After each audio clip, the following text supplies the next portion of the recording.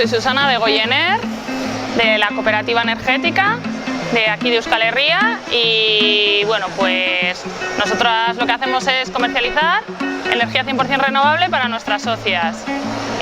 Actualmente somos 8.500 socias entre entidades jurídicas y personas físicas, y bueno, y cada día vamos sumando más personas y más entidades que se unen a nuestro proyecto. Nuestro proyecto en realidad lo que quiere es que cada vez haya más acceso a las energías renovables, que sea un acceso democrático, participativo, y que quitemos un poco de en medio lo que es todo el tema de las energías fósiles, ¿no?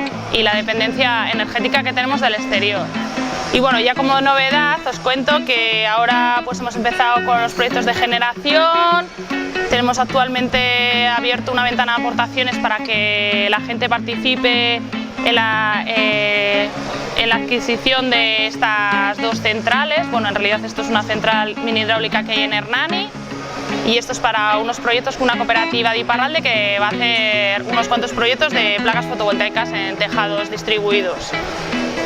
Y bueno, nuestra vinculación con REAS, pues desde el principio de que empezamos con el proyecto de la iniciativa, hemos estado siempre vinculados a la Red de Economía Solidaria como entidad sin ánimo de lucro. Hemos siempre intentado participar, apoyar a todo el resto de las entidades y organizaciones que hay en REAS.